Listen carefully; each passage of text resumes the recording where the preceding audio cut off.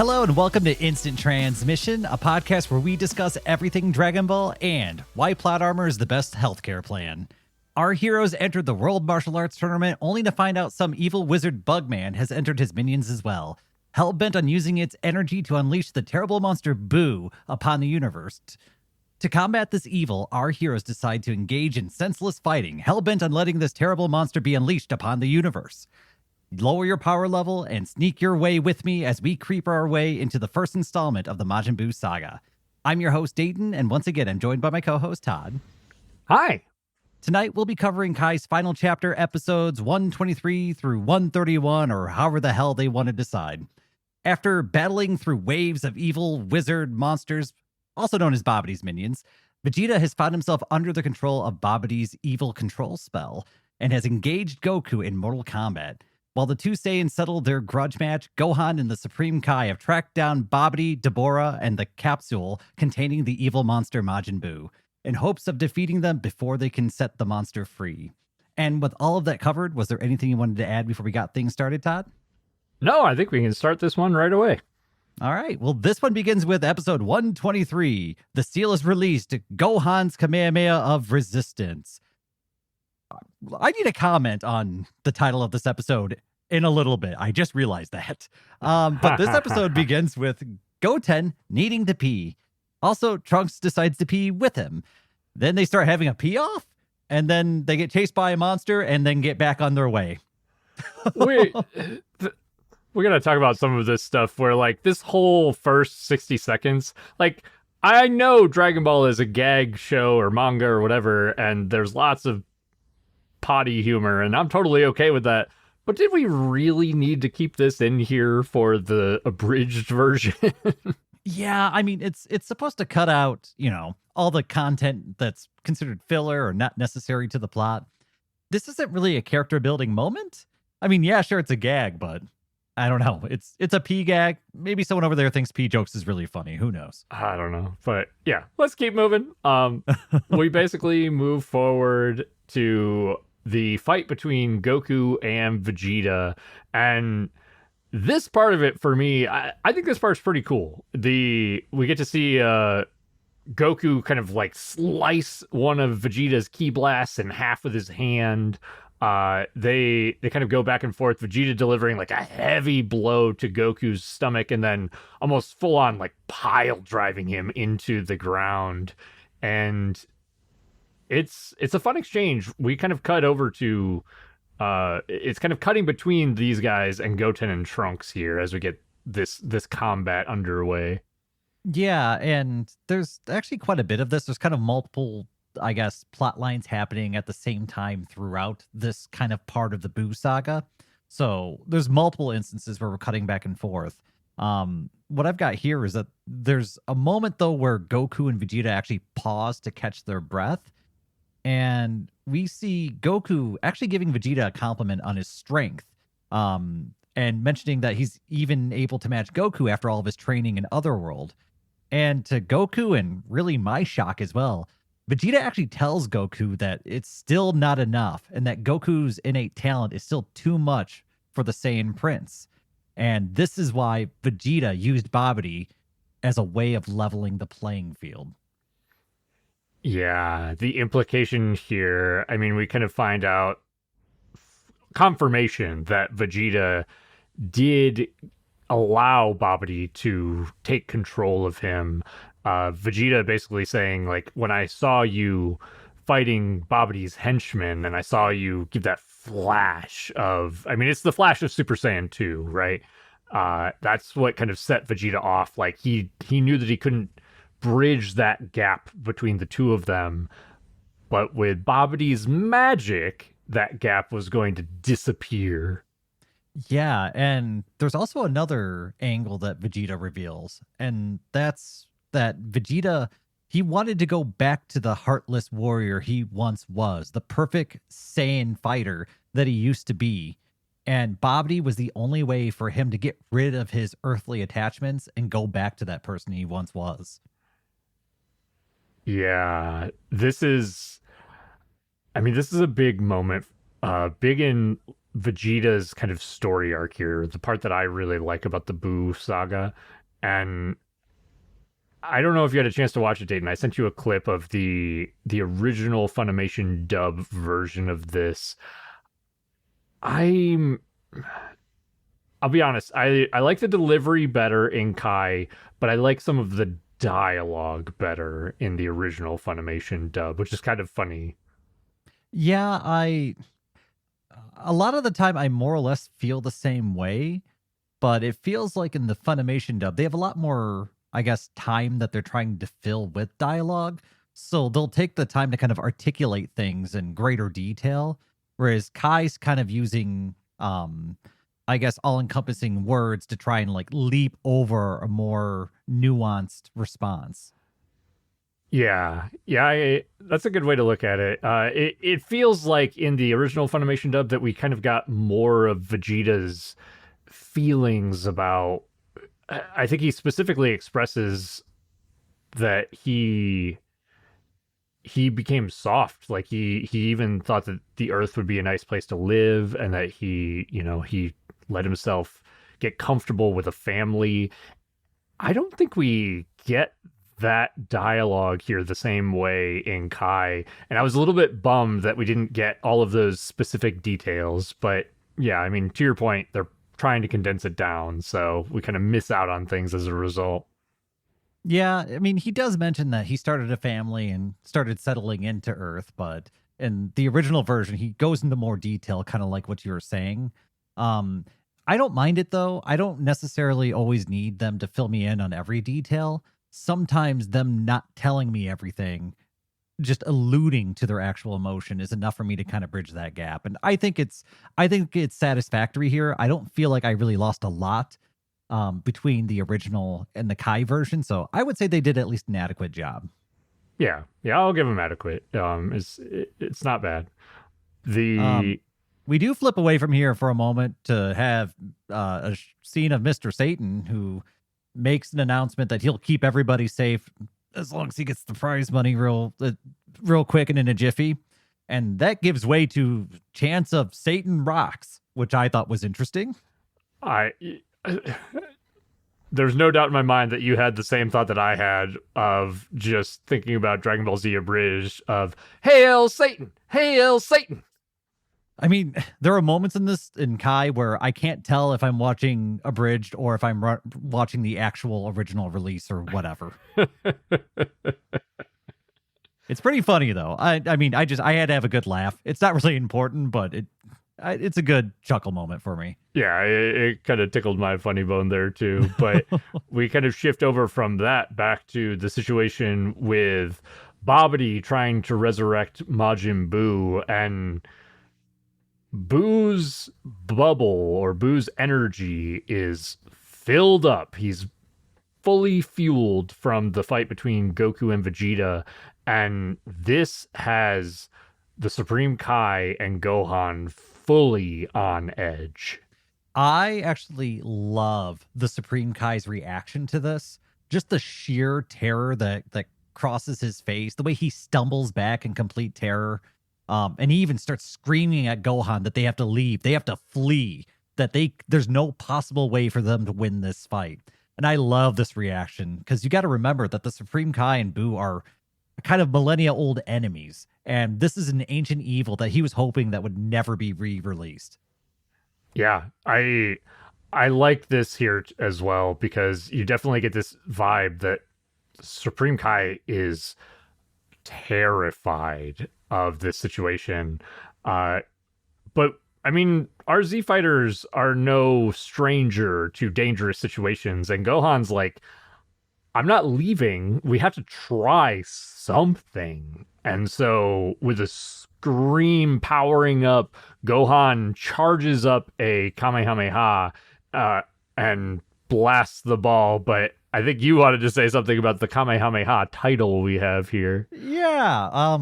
Okay, I might be wrong here, but I don't remember him ever saying Kamehameha, and I also don't remember that blast looking like one either. So I'm very confused about, is it a Kamehameha wave or is it a regular ki blast? What happened here?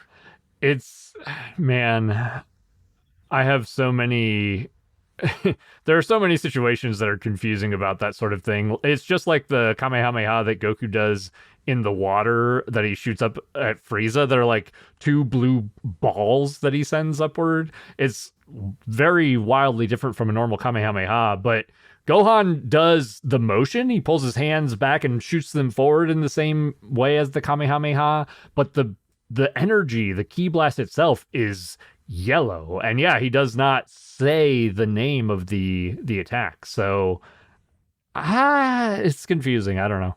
Also, just the animation quality in the attack is bad. Like, it's a bad looking, because it's supposed to be this kind of desperation, throw caution to the wind. We're blasting this thing off the face of the planet. And it's a really mediocre, even subpar looking animated attack. Like, it just doesn't even look good. I don't know what was happening here, who was in charge of animating this scene, but honestly, it's bad. I don't disagree with you. I will say, especially, I have to point this out because I've been shitting on the music for Kai left and right. I like the music that they chose for this scene. It's very heroic. I think it's one of the tracks from Super. But it gives you this like feeling of like, oh, Gohan's about to do something awesome. And he delivers multiple ki blasts to the ball here, but yeah, as far as visuals, it's nothing to write home about. Yeah, well, I mean, to the surprise of nobody, Gohan blasts this ball, and then, it opens up and this cloud of smoke comes out, and everyone's like, oh no, he actually baked Boo inside, or he was in there for too long. And then suddenly it's revealed that the smoke was Boo the whole time, and he starts taking form. And we finally get our first view of the pudgy, pink, bubblegum looking mofo called Majin Buu, who is not at all what you would expect him to look like. Yeah. And we're almost glossing over this double twist, I guess. I think it's really interesting that Akira Toriyama, per the story, decided to be like, oh, Gohan must have killed Boo, or Boo, there was some sort of flaw in him getting resurrected. And so you get Supreme Kai being super elated that, oh, something happened. Boo's not going to be resurrected now. And Babidi's super upset. But then that flips on its head, like you said, and we get the reveal of Majin Buu in his hefty bubblegum form. Yeah, it's big old Boo with his pink body, big old belly. He's got all the little holes across his body, his weird vest and baggy pants. It's the whole thing. I think that mostly wraps up the episode, but I want to talk about Boo as we get more into his content here. All right. Well, let's dive into episode 124, straight away into Despair, the terror of Majin Buu. And this episode continues the grudge match between Goku and Vegeta. And it kind of makes me laugh, but it's also kind of cool as hell that they start off with their hands locked as they just ferociously headbutt into each other because, I don't know, why not? Like, if they're going to compete, they're going to compete at every level, right? And then they eventually break apart. Vegeta hops into the air, launching a sidekick at Goku's head, who raises his arm, deflecting the blow, throwing a punch of his own that Vegeta dips underneath. And then we see Vegeta land on his hands, pushing up into a kick that Goku narrowly dodges, and then uses his own backwards momentum from the dodge to bring his knee into Vegeta's abdomen. It is an amazing sequence. I'm really glad that you had notes for the full sequence here because it is gorgeous. I wanted to pause and just give a nod to the animators for this one. They did a phenomenal job. There's even one spot, I think, in the sequence that you described where I think it's Vegeta to Goku as he kicks, just narrowly missing his head, but going through his hair, and you see yellow strands of hair get pulled off of their head. Beautiful attention to detail. The choreography is phenomenal, and the character models, Goku and Vegeta, probably look some of their best in this sequence. It's really, really well done. Yeah, I mean, you've got Goku and Vegeta holding nothing back, going full power at each other, right? And I mean, you have to animate that well. And there are a lot of little sequences that look incredible with this. The Goku and Vegeta fight is, I mean, it's everything you would want it to be. And this little sequence right here definitely lives up to that. And I mean, there's still even more after that. Like the sequence continues with some excellent sweep kicks from both of them. We get a scene where Vegeta even grabs Goku by both arms and just slams him into the ground. I mean, just ruthlessly just banging him like a gorilla would. Like it's incredible. I love that shot, by the way, where he just like grabs him and throws him down into the ground. Like, Oh, man, it's so fun. It's so great. And I mean, it represents like Vegeta's just all he wants to do is defeat Goku, and he's almost going primal in that process trying to do it. yeah, it's very, very visceral almost. It is very fun to watch. They did a great job with this sequence, but this fight is not going to end anytime soon, as we kind of shift back over to Majin Buu, and we kind of see this round figure kind of stretching out its kind of high-pitched, goofy voice, and everybody is kind of confused because Majin Buu's acting like a little child, and so people are like, "Oh, what happened? Did something go wrong with him getting resurrected?" Except for Supreme Kai, who has seen Majin Buu before, and he knows that this is no act, this is no mistake. He knows how dangerous this creature is.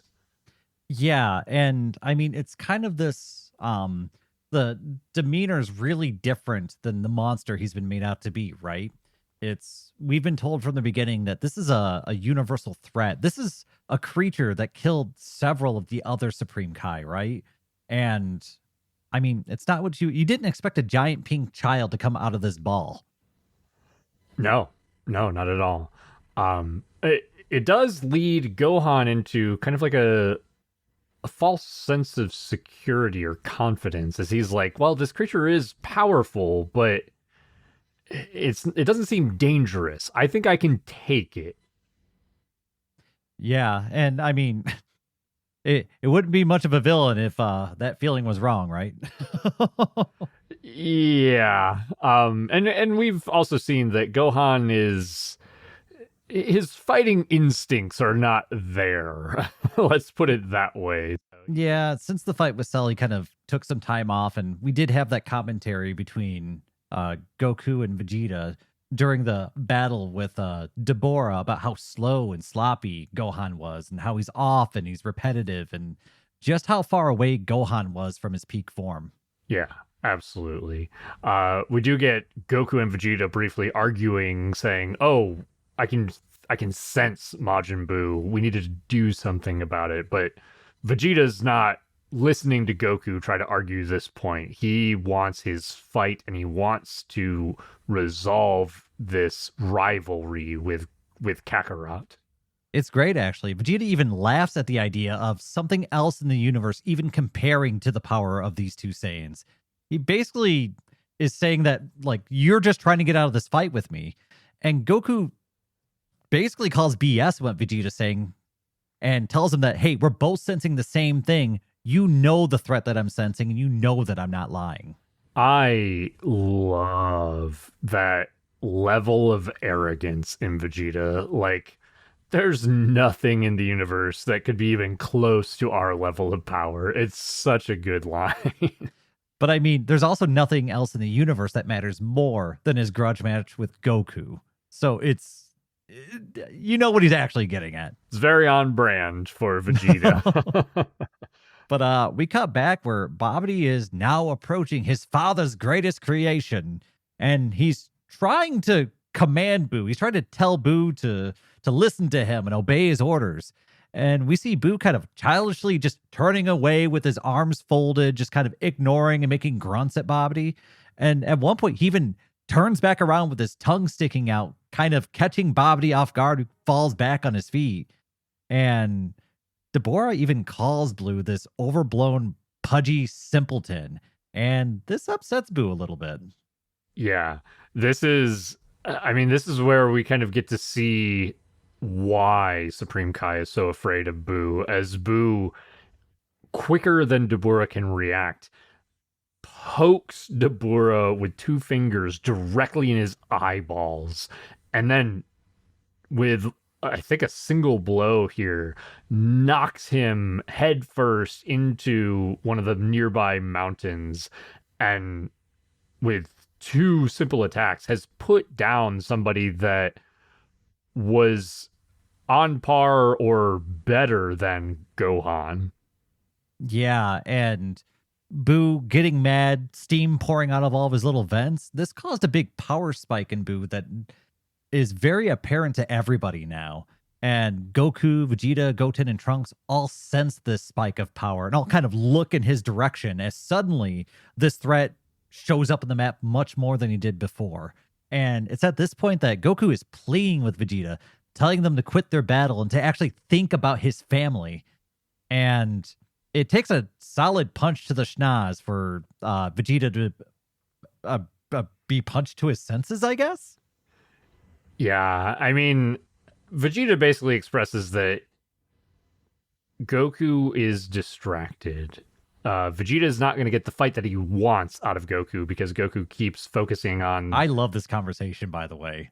Like the way this is all set up and the way all this plays. Sorry, I'm jumping ahead, but it's really exciting because I forgot how good this was. No, I very much agree with you. But Vegeta wants his fight, and Goku's not focusing on them, which is hilarious. It turns into Vegeta basically conceding and saying, "Okay, let's go take care of this Majin Buu, and then we'll finish this fight." So Vegeta says, "All right, get out your sensu beans." And while Goku is doing that, Vegeta full-on sucker punches Goku in the back of the head, knocking him unconscious. Yeah, and I mean it's such a left field move, right? It seems like Vegeta's agreeing to go, fight the bad guy. They're going to team up. Things are going to get better, and then suddenly you get this twist. You get this move from Vegeta that you didn't expect, and to make it even better, we get Vegeta kind of expressing some internal monologue where he claims that the release of Buu was his fault, and it's going to be him that goes and deals with it, which I love. That this whole situation is my making, and I'm going to go fix it. It's both arrogance and self-accountability at the same time. I don't know. It's the move that I didn't realize I wanted Vegeta to make. It's so good. I think this whole time, Vegeta honestly expressed it. He was saying, nothing out there could be stronger than us. Nothing could even hold a candle to us Saiyans. And in his mind, he's like, okay, well, this thing, he sensed it. He knows this thing is strong. He's going to try to go take care of it. I think he even in this moment, when he's saying goodbye to Goku, he says something about, well, we'll finish our fight if I come back in one piece. So he already knows this is not going to be a walk in the park. Yeah, and I mean, this is where we flip back over to Boo, who's continuing to refuse his orders until Babidi threatens to put him back in the ball. And this is where Boo thinks for a moment and then starts showing signs of obedience. He's bowing, he's listening to Babidi, and this is where we know things are going to go bad. Gohan and the Supreme Kai are trying to hatch a plan, but that's really cut short when Babidi decides that he's going to have Boo kill the Supreme Kai. And Gohan is forced to take the Supreme Kai and try and flee with him. Yeah, this is interesting. Gohan, I have to say, sometimes the dialogue is a little bit silly, but maybe that's not the dub's fault. It's just hilarious to me to hear Gohan be like, "Oh, he's not going to catch us, don't worry." When Gohan already knows that this Majin Buu has a vastly higher power level than he does, so generally that means that they're faster too. And I mean, part of this could also be Gohan isn't aware of how out of shape he is, how much slower he probably even is than what he used to be, right? And so maybe his gauge is a little bit off. Maybe he's not comparing, apples to apples the way he should be. But I mean, he's cut off no problem. Boo even kind of gives him a 3-second head start as he poses for a minute and then rockets off and catches Gohan and the Supreme Kai in no time. And things go bad really quickly here when Gohan is basically defeated in a single blow. And then the Supreme Kai, despite some ki blasts, is slapped down and roughed up pretty bad. I mean, it's a bad situation. I honestly really like this exchange, this altercation between Supreme Kai and Majin Buu. It's short. Like, Supreme Kai has absolutely no chance whatsoever, but he's using like these interesting key, almost psychic-like abilities. It's animated really well. Supreme Kai looks fantastic doing this. And just how visceral it is when Boo almost like crushes the Supreme Kai's head. Doesn't fully crush it, but just squeezes his head between his hands. It's really well done. And I like kind of the way the Supreme Kai uses ki, where it's not like a blast or something as overtly destructive as you would see out of like our Z fighters or somebody else. It's very like controlled and pinpoint and precise and targeted, which makes sense because the Kais aren't really like a warrior class or anything like that. They're kind of protectors and they foster life. So it would make sense that they don't have the most destructive of techniques that you would see. Yeah, I really like that a lot too. The other thing that I like about this is the way that the Supreme Kai uses a technique like that, where you, like you said, it doesn't have any real visual flair to it. Majin Buu kind of returns in kind using a very similar technique, but way more powerful. Yeah, it comes back like tenfold, and Supreme Kai is he is just knocked haggard by it. Yeah, and I might have even been jumping ahead a little bit because that one moment that I mentioned might be in the next episode. I think it is. So let's go ahead and get into there. So that's 125, Turn into Candy, a hungry Majin's bizarre power. And this is where the Supreme Kai continues to take his beating. And Gohan struggles to his feet, fighting a little bit of a second wind, pulling himself out of a crater. And he's trying to help the Supreme Kai, but man, he's in rough shape. Yeah, this is... I mean, our heroes are just not in a good spot. The Supreme Kai basically sees Gohan as their last hope, though. And he's like, okay, Gohan's alive. That's good. And unfortunately, Gohan immediately gets blasted by Majin Buu with a devastating ki blast. Again, animation here is gorgeous.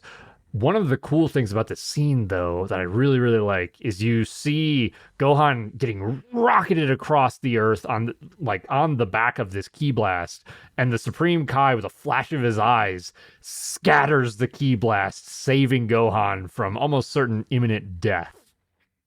Yeah, and it's the last of the Kai's energy. He more or less passes out after this. I also love that Babidi is just kind of doing his victory dance over the Supreme Kai's battered body while all this is happening, just like trash talking and just generally being a jerk. I don't know. I love it. I think it's great, and it's right in line with Babidi's character. So he started taking his victory lap before victory was even won. It's just, I don't know. It's kind of fun. He's an eccentric character. Yeah, he's got very strong peaks and valleys of emotions. But the Supreme Kai is more or less able to save Gohan's life by dissipating the energy with the last of his own energy. And this is where Boo and Babidi start discussing how Boo is going to eat the Supreme Kai. And at first, Babidi's happy because he's like, oh, I'm going to watch the Supreme Kai get just eaten alive. This is great. And this is the best day ever. He continues his victory lap. He's having a great time. What a terrifying thing to say, first off. But this doesn't come to fruition in the moment as we see a spear lodge itself all the way through Majin Buu's body. And then we see the source of the spear, and it is our good old devil guy, Dabura. I love that Dabura just pulls weapons out of his ass. I don't know why they decided he does that, but I don't know. It's kind of cool. No one else really does that. But yeah, he pulled a spear out of somewhere and just impaled Majin Buu with it. And when they show Deborah, he's in rough shape, man. Like it looked like he was barely able to pull himself onto his feet. He's bleeding out of his face. One of his arms looks like it doesn't work so great. I mean, it's bad. It's real bad. And to make things even worse for, well, everybody, all the bad guys here, Goten and Trunks also arrive covertly on the scene. Yeah, this is super interesting. Goten and Trunks have been trying to find Majin Buu because, I mean, they're kids. They hear all these stories about their parents being heroes and defeating all these bad guys, so they want to get in on the action. They want to see what's happening, and in doing so, they do kind of hide out nearby these two statues of Piccolo and Krillin that we're familiar with, and they also knock over our Piccolo statue and breaking it into a million pieces. Yeah, I mean, they're kids and they show up and they're like, what the heck are these statues? And Trunks kind of like pokes the Piccolo statue and it falls over and breaks. And he's like, oh, all right, well, that's weird. Whatever. And they go back to just kind of watching everything that's happening. And I don't know. More on that later because that's going to come back to haunt Trunks for like 30 seconds. No, not even that, like 10 seconds. Yeah, basically. It's very, very fast. But we cut over to the action with Dabura, Babidi, and Majin Buu, as Dabura is basically saying, this creature, Majin Buu, is his power and his attitude are you're not going to be able to control him. We need to get rid of him and do something about him now before it becomes a problem. But Babidi, I love it because of how true this becomes in the future. Like how prophetic this was from Deborah. He told him that his disloyal subject is far too powerful for him to control and will eventually betray him and bring calamity upon them all. It's such a great line and a great delivery. It's excellent. And I mean, Deborah is being super smart here. Babidi is being an idiot. Babidi's drunk with power right now. 100%. And we also then see Majin Buu just casually pull the spear out of his body and then regrow the flesh or gum or whatever his body is that made up the hole in his body. He seems no worse for wear. Yeah, so that's kind of our first clue that this Boo guy is a pretty tough cookie, which pun intended. But we flip back over to Vegeta, who decides that the fastest way to get his fight with Boo is to destroy Babidi's ship. It's also his way of ensuring that his fight can't leave the planet.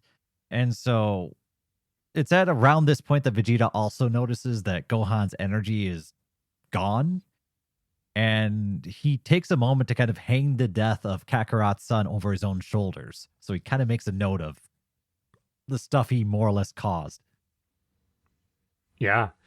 Yeah, I mean, despite saying that he wants to be the ruthless killer that he used to be as just a Saiyan warrior, he has a conscience at this point, and he's going to do his best to rectify all of the mistakes that he's made in letting Babidi take control of him. And that's about to come... well, Babidi's ship is going to reap the damage here pretty shortly. Mm-hmm.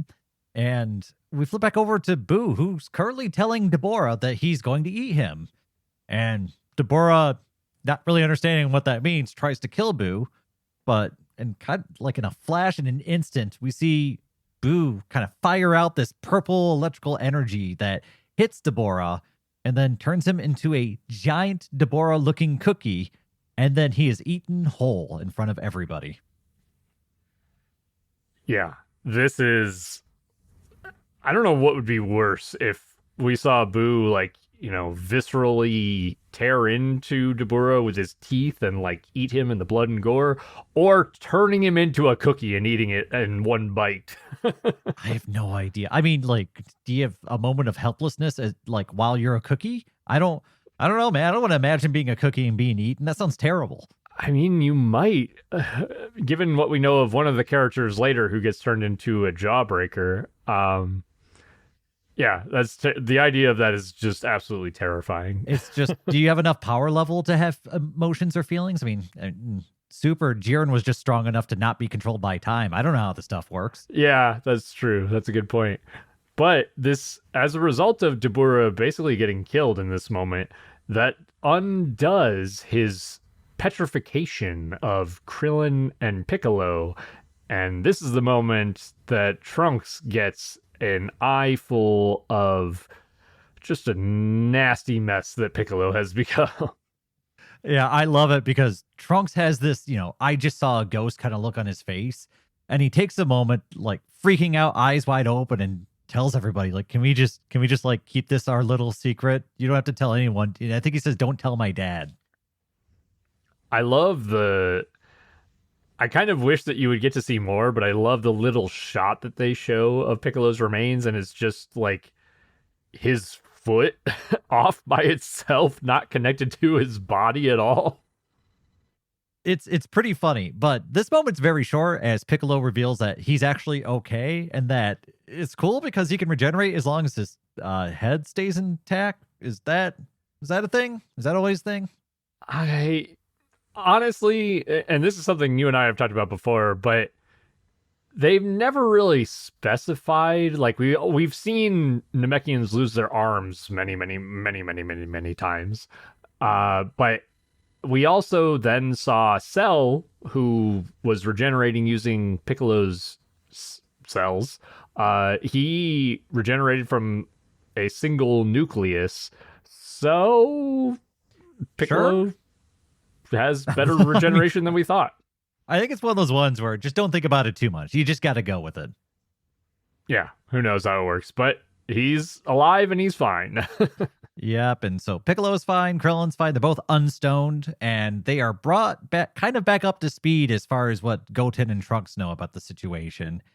And it's at around this point that Babidi's ship is destroyed, and it's right before Buu can turn his hungry gaze towards the Supreme Kai. So it's very timely. Yeah, Vegeta kind of unknowingly saves the Supreme Kai in this moment, but I think that kind of takes us into the next episode. Yes, which is episode 126. I will deal with the Majin, Vegeta's final Mortal Kombat. And Babidi's freaking out about the loss of his spaceship.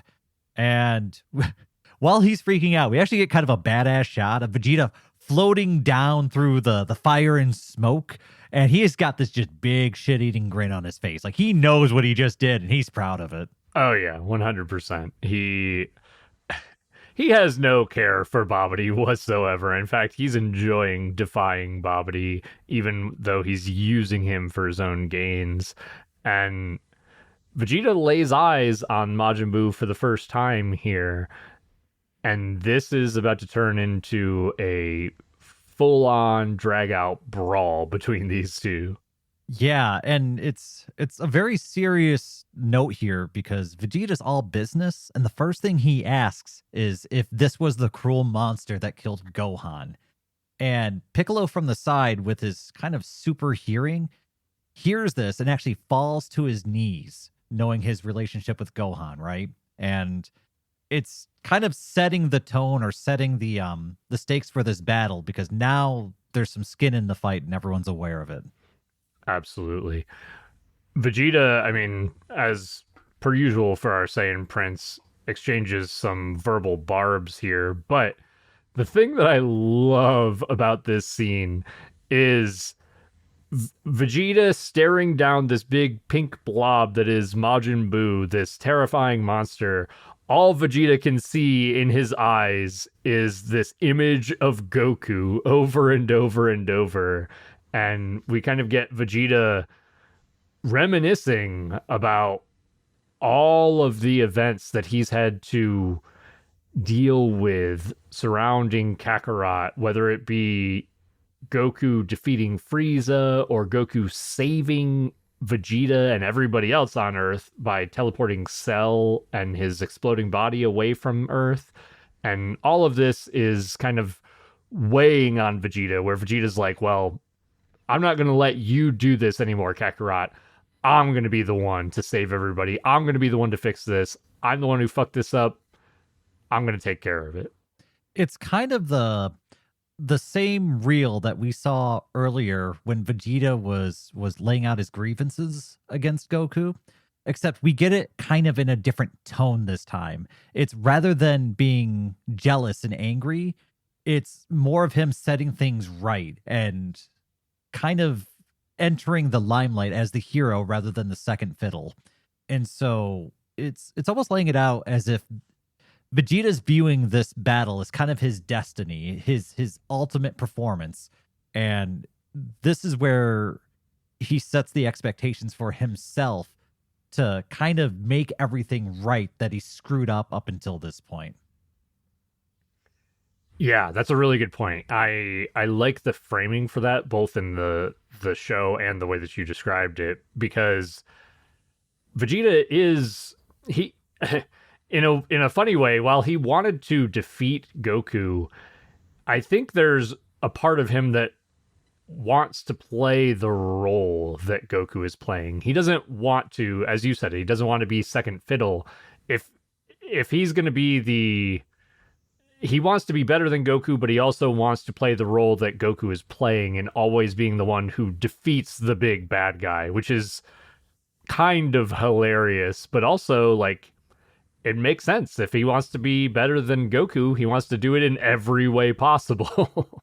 You know, and the one thing that I wish Goku would have brought up and presented to Vegeta is Vegeta never would have become as powerful as he is now if he didn't have those people to fight for and those friendships he had formed, right? If he didn't have those more protective relationships rather than the aggressive ones that he had in his, I guess you could say, previous life, and how much stronger he's gotten fighting for other people.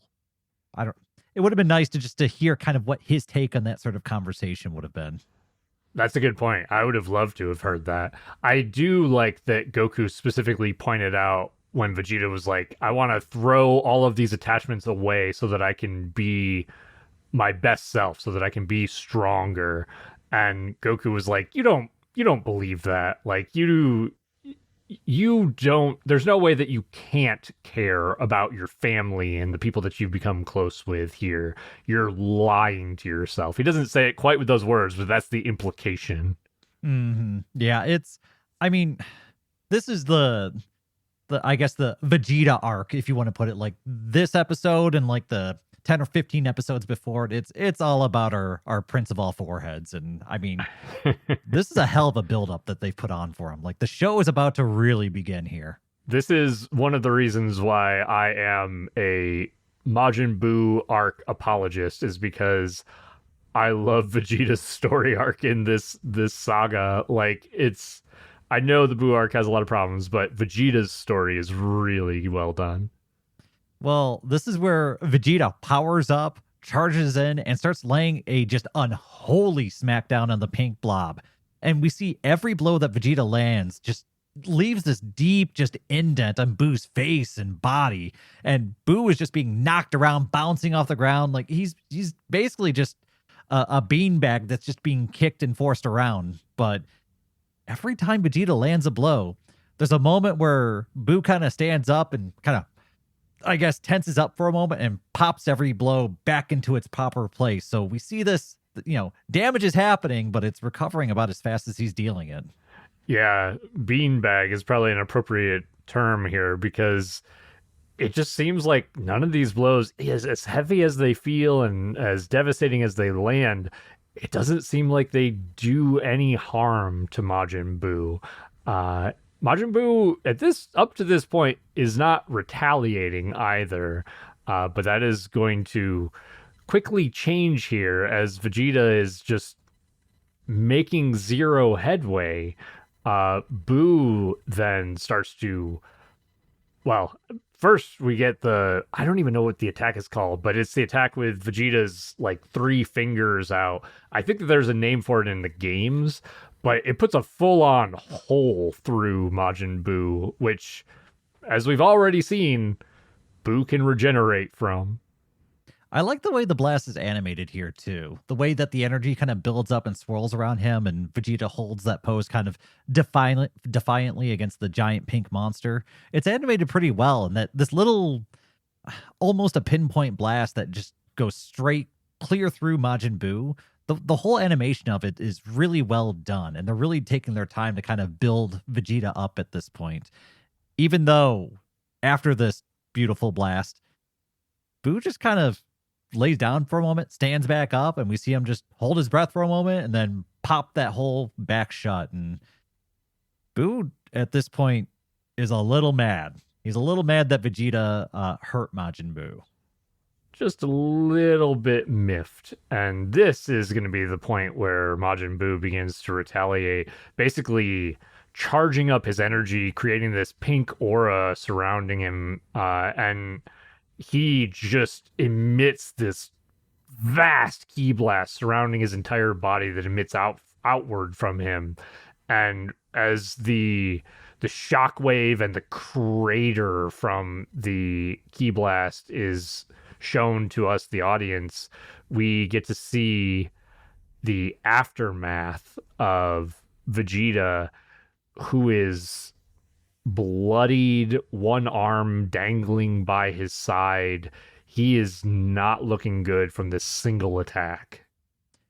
Yeah, Vegeta's, I mean, he's in rough shape. One of his arms looks lifeless and bloody. And on top of that, the Supreme Kai is nowhere to be seen. And Piccolo's kind of freaking out because the defender and guardian of the universe is possibly dead at this point. Yeah. Yeah, that would be a devastating blow. I had to look it up. It's his final impact is Vegeta's attack for that one. Not Final Flash, Final Impact. It's way different. Right. Don't get that confused. That's right. But this, I think that actually ends that episode, which takes us into the next one. Yes, which is episode 127, For His Beloved Ones, The End of the Proud Warrior. And Buu decides that he doesn't want to play with Vegeta anymore. So he waves bye-bye, bye-bye, bye-bye, bye-bye, bye-bye, bye-bye, bye-bye, bye. This is what I was talking about when I said I wanted to talk more about Majin Buu and we got deeper into his stuff. He is so fucking annoying. I mean, it's... you know, I sort of get what they were doing. It's kind of the, we're trying to challenge your expectations, right? We build up this big galactic or universal threat for how many episodes, and it comes out and it's this giant temper tantrum looking child. Yeah, okay, cool. There's only so much of that I can take before I just don't care about this villain. Yeah, I agree with you. I do like the twist and circumventing expectations. Maybe it's just his voice that I just can't handle over long periods of time. And by long, I mean more than 2 seconds. But he does have some really cool techniques, which we see as he starts to pull off part of his body and turns it into this long string that he holds in one hand. And then after shooting ki blasts at Vegeta to make him kind of dance the way he wants, Majin Buu throws the string of his body at Vegeta, which wraps Vegeta up and binds him in this tight dough ball. I love it too, because Majin Buu is not fighting hard right now. He's skipping towards Vegeta, just all childish and carefree, and launching ki blasts out of his mouth, by the way. He's just spitting ki blasts at Vegeta. The whole thing is immature, and it very much matches his character, which I do like. And the bubblegum taffy stuff he pulled out of his torso or from his torso, or that is his torso, that wraps Vegeta. We saw something like this in the original Dragon Ball, right? When Goku was fighting the big dragon thing? I forget the name of it. It starts with a G, I think. I'm drawing a blank on the name right now, too. For some reason, it just occurred to me where he uses his bubblegum taffy attack or something like that. He does. You're absolutely right. Yeah, it's very similar. I think the only difference is that one's purple and the monster kind of spits it out, if I remember correctly. But yeah, it's a very similar technique, and Buu uses that to pummel Vegeta, just lands on top of him with all of his weight, and then turns his face into a punching bag. Yeah, and Trunks is starting to lose his cool just watching his dad just get mercilessly beaten. I mean, Vegeta's unable to defend himself. This is a completely one-sided affair. And even Piccolo kind of warns him, like, hey, settle down, don't. And then, of course, Trunks just loses his cool and flies off.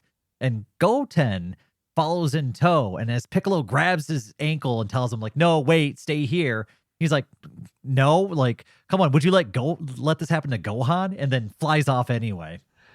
I'm glad you paused on this because I love this dialogue and this exchange because Trunks flies off, like you said, without Piccolo even being able to stop him. But Piccolo grabs Goten and is like, Goten, if you go out there, you're going to get yourself killed, just like Trunks is about to. And Goten's like, let me go.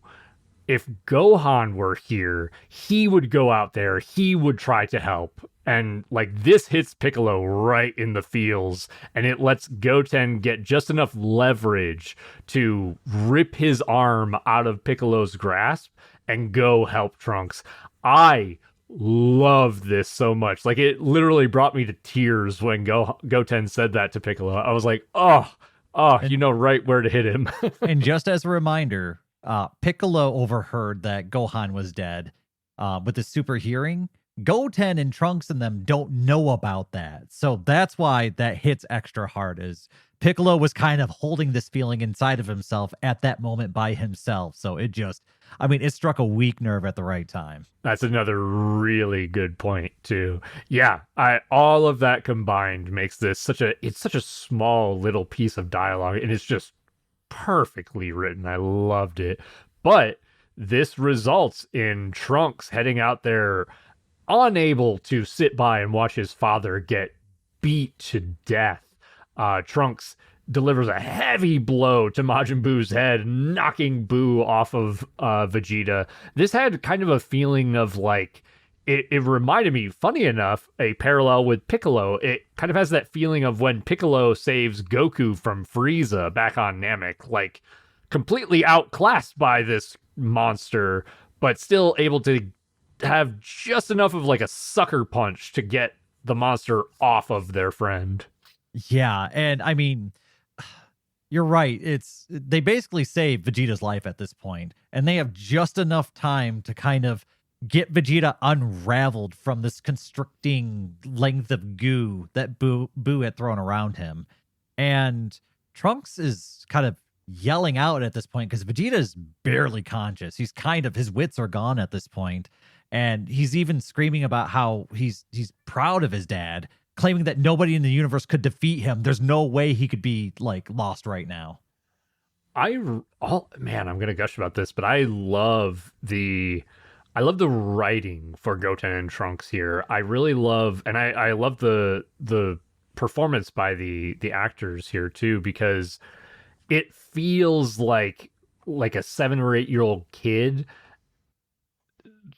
who just absolutely has this hero image of their father, like pure admiration, and is unwilling to accept that their father could be bested. I mean, it's very core to Vegeta's identity that he's a powerful warrior, and so Trunks views him as such. And so I really, really like getting to hear Trunks just be like, Dad, I know nobody can beat you. Like, you need to get up and fight this guy. And it's a great moment for Vegeta, who's kind of, he's trying to reconcile his old warrior pride with his new family and his new lifestyle, right? And so it's kind of his old warrior self being beaten, and then his new family and his new life coming to his rescue. So I think it's very symbolic in that sense, too. That's a really great point too.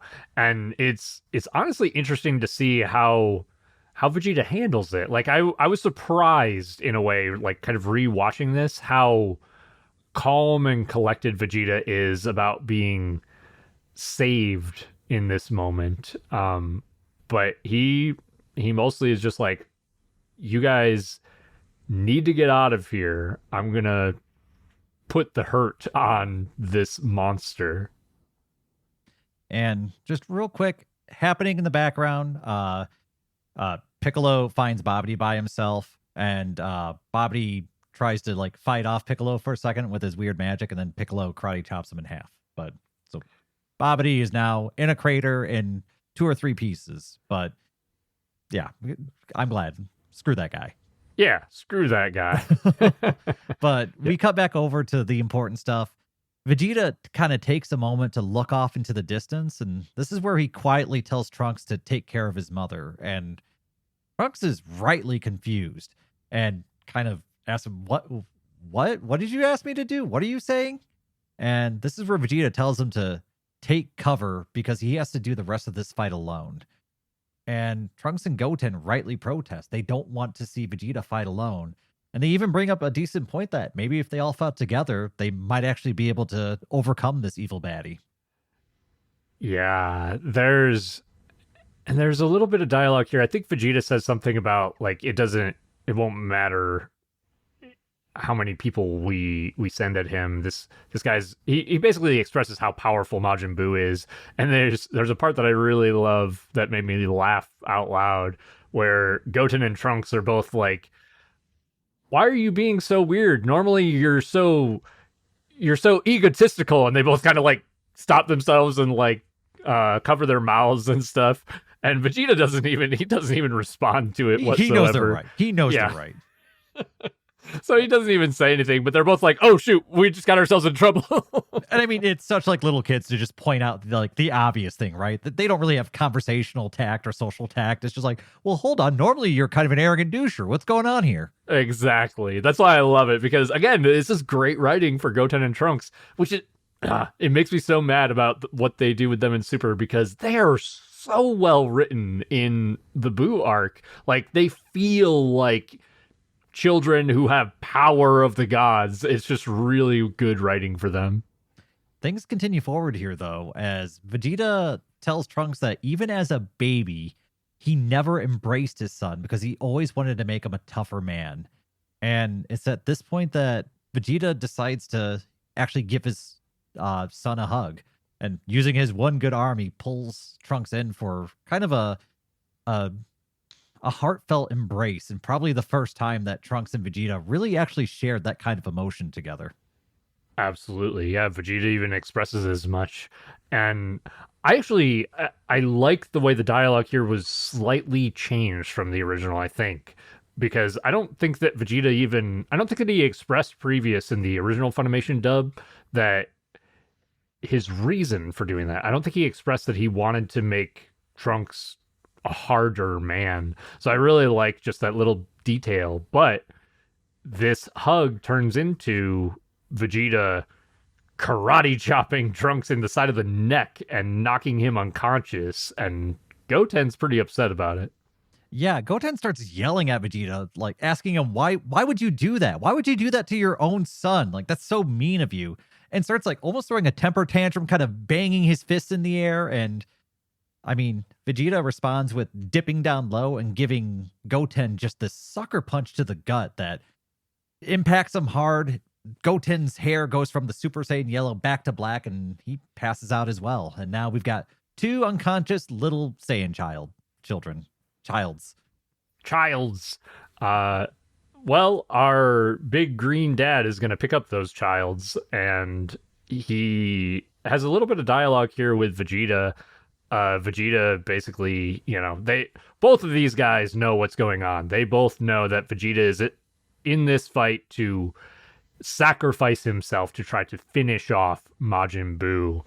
And so Vegeta is asking Piccolo, am I going to get to see Kakarot in the afterlife? Because as we all know, Goku right now is still technically dead. He has a halo.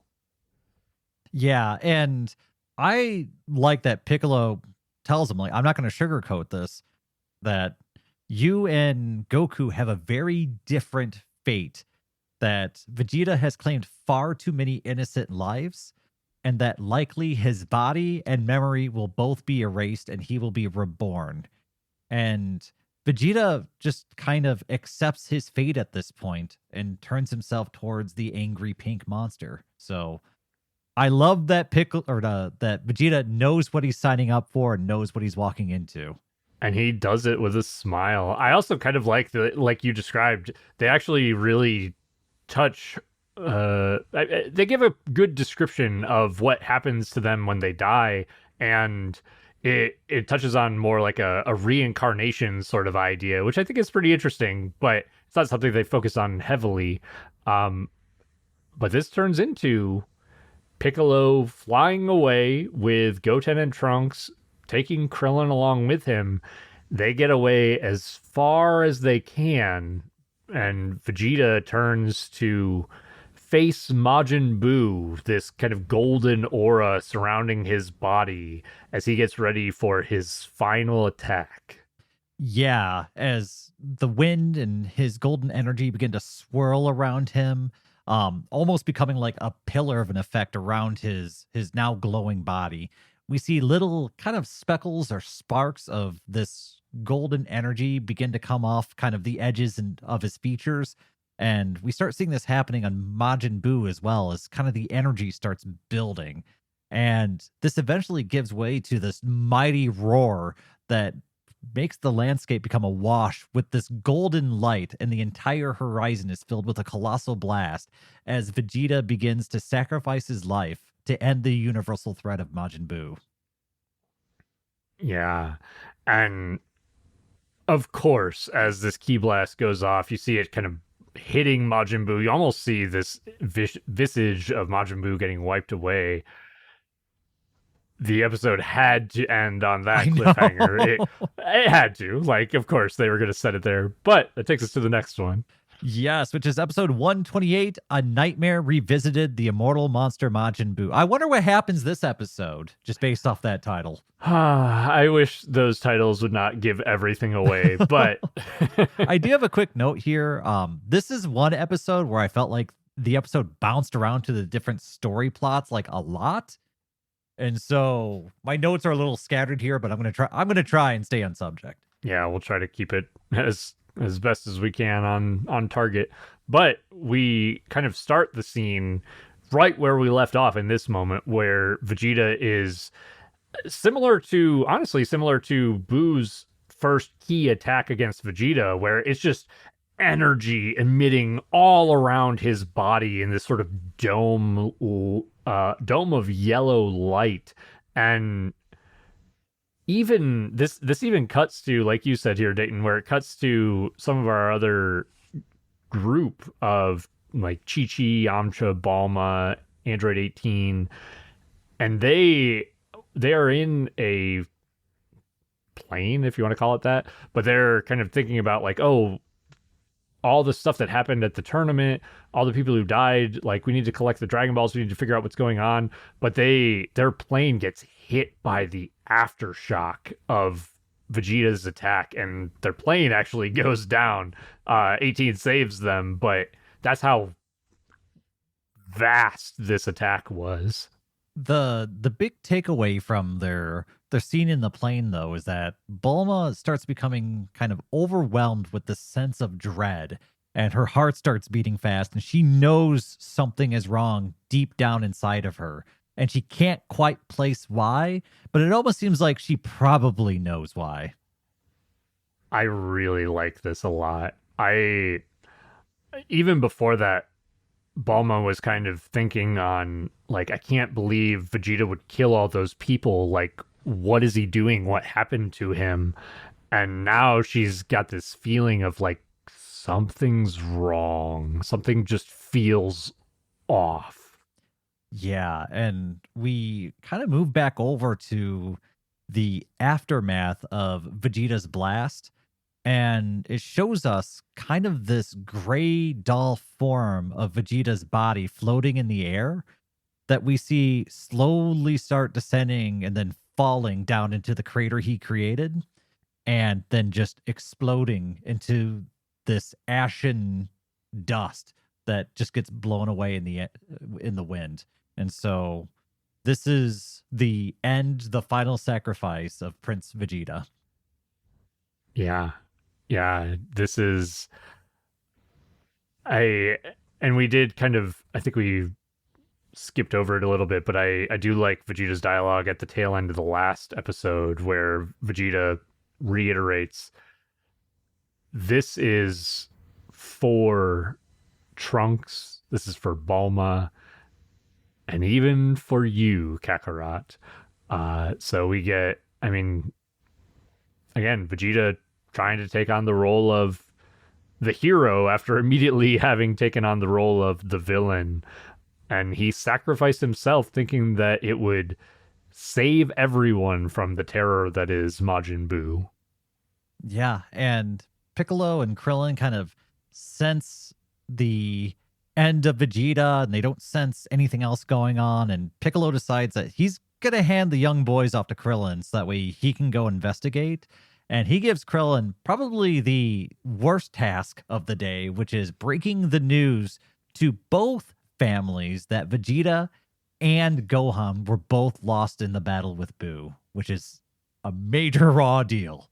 Yeah, that's rough, man. It's kind of funny though because Piccolo's, not the most social, but he goes back to check on the situation with Buu and Vegeta, and in doing so, he finds the remains of Babidi. Babidi, using some sort of barrier magic, managed to protect himself, or at least the half of his body that's still around.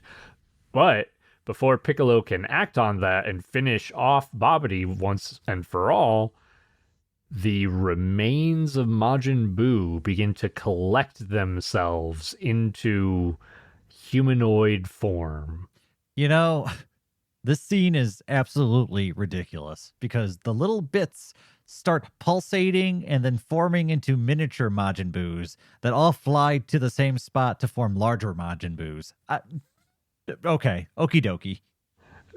The part that was goofy to me was that they make the tiny Buus that make 5 medium Buus, and then the 5 medium Buus make 1 big Buu. Like, why all those steps? I mean, I don't know. I guess we're trying to be ridiculous. They're trying to be annoying, I guess. So I guess job well done. You did it. Buu annoys me. Yeah, success. I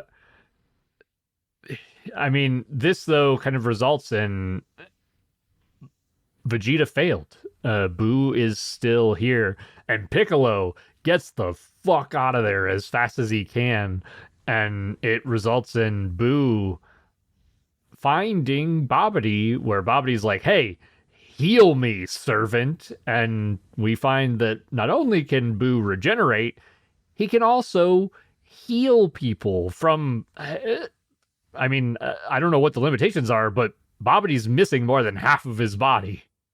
Yeah, after Babidi threatens to reball Buu, Buu turns, fires his regeneration beam or whatever the heck it is. Babidi's regenerated back to full. All of his limbs are back on. He's looking great. And yeah, I guess that's another power that Buu has. I don't know. He's kind of a weird guy. But yeah, that happens. And then we flip back over to Piccolo, who informs Krillin of the bad news. And the two make their way to Kame's lookout since it'll be safer there. Yeah, we also then cut briefly to the Supreme Kai, who did not get completely wiped out, but he's on death's door as he kind of makes his way towards the body of Gohan as best he can. We then cut over, like you said, this bounces around, yeah. But we cut back to Kame's lookout. They basically tell Korn and Yajirobe what's going on. Then we cut over to Goku. Goku's up again.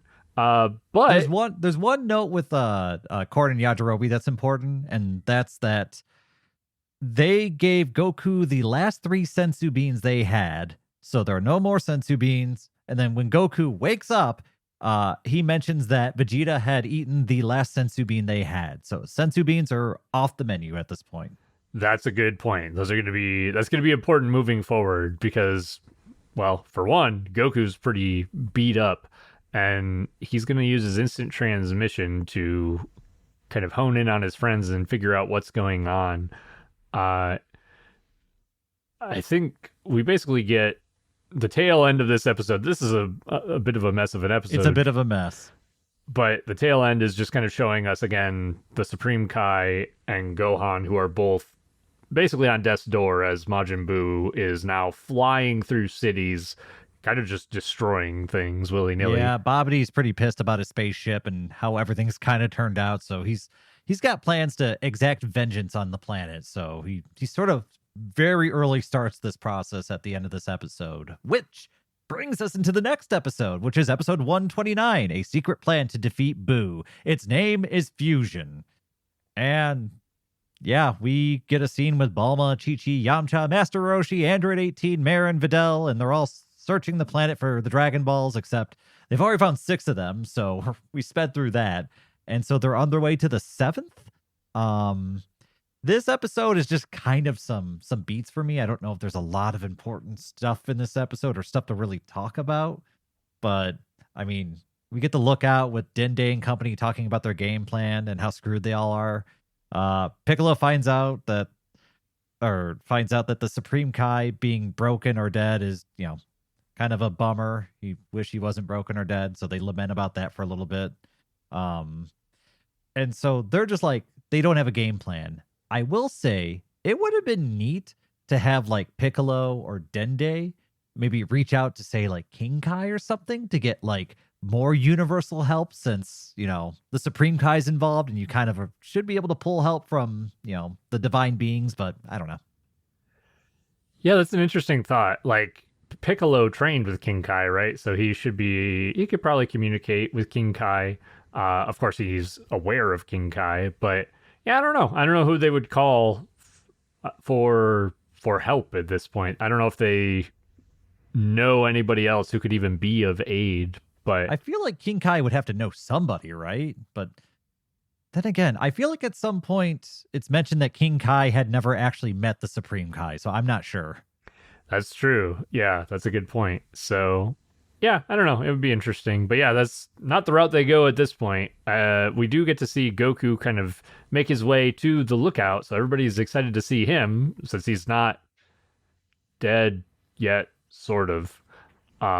Still got a halo. He's only got maybe another, 12 hours on the Earth. Because remember, he only had 24 hours for the tournament.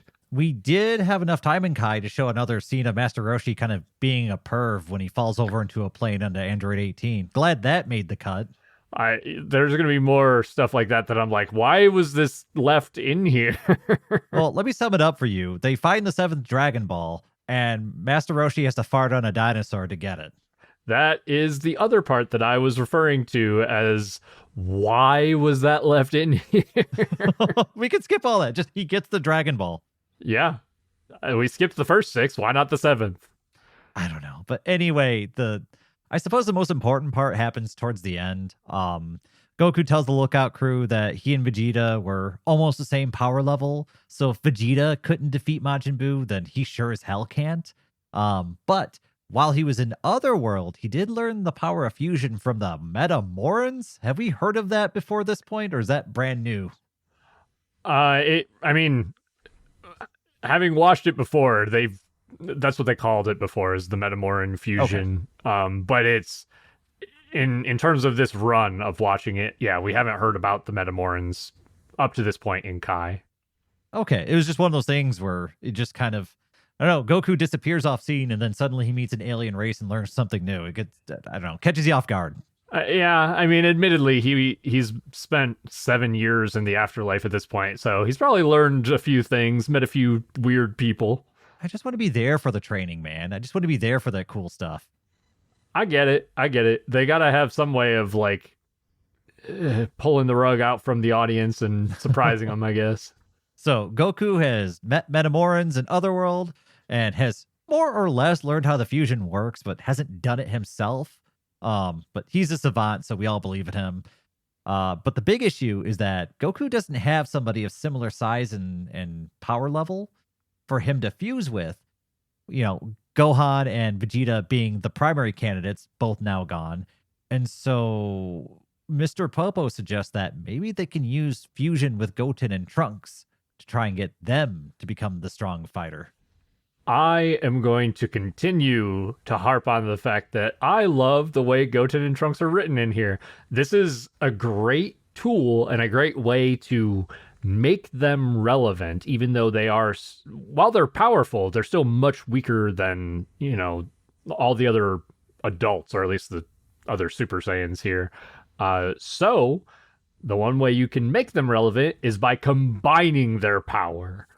And I mean, it's you want to see as we're following these characters, or these characters are going along the main story with the main group. You kind of want to see them starting to, I guess, level up or get stronger or learn things as they're dealing with threats. So maybe at the beginning they're not very useful, then later on they're kind of useful, and you start building that path towards them becoming relevant characters, right? Like it's makes sense that Goku wasn't as powerful as Master Roshi when they first met, and you had to do some adventuring and traveling and learning, and this is kind of the start of their adventure, right? And so like the seeds are being planted right now for them to be relevant later. Yes, 100%. And this kind of turns into Goku basically being like, okay, I can teach the boys how to do the fusion dance in the time that I'm here. But he also, I think, asks Piccolo to continue the training because, again, Goku only has so many hours remaining, and the boys are still sleeping off their hangover from getting knocked out at the moment. Yeah, and so Piccolo agrees. He says, "Yep, once you're gone, I'll continue the training with them." And so they have their game plan now. It's Goten and Trunks. It's kind of their turn to be in the limelight, and I love that they're getting training from Goku, and then they're going to get training from Piccolo. Like it's so great to see both of them kind of entering that being the master rather than the fighter form right now. 100%. It's also funny because Goten and Trunks are going to get training from both Piccolo and Goku, who are effectively the two teachers that Gohan had as a kid. So I also like that kind of parallel and callback too. I didn't even think about that. That's super fun. But yeah, that wraps up that episode, which brings us into episode 130. Found a faint ray of hope, awaken warriors, and Bulma and company summon Shenron. That's how this one starts. Yeah, their goal here is basically to resurrect all of the people who were killed at the World Martial Arts Tournament.